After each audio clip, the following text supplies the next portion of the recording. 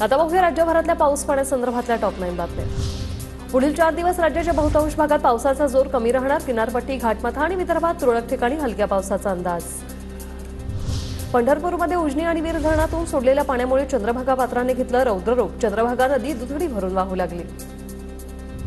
उजनी धरणातून 1,26,300 क्युसेक पाण्याचा भीमा नदी पात्रात विसर्ग सुरू। जिल्ह्यातील अनेक बंधारे पाण्याखाली, तर अक्कलकोट, दक्षिण सोलापूर, मोहोळसह 7 तालुक्यात 104 गावांना पुराचा धोका। जायकवाडी धरणाची पाणी पातळी 22.31%वर। नाथसागर जलाशयात 45,000 क्युसेक पाण्याची आवक सुरू। सोलापुरातील भीमा नदी दुथडी भरून वाहू लागली। जिल्हा आपत्ती व्यवस्थापन समितीकडून जिल्ह्यातील पूरसदृश परिस्थितीचा आढावा।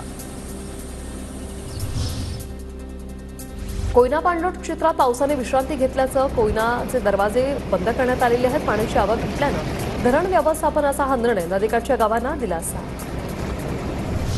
राज्यातील 2,997 धरणांमध्ये 916.75 टीएमसी पाणीसाठा। राज्यभरातील एकूण 34 धरणातून पाण्याचा विसर्ग। पंढरपूरमधील अंबाबाई पटांगण येथील व्यासनारायण झोपडपट्टीतील अनेक घरात पाणी शिरलं।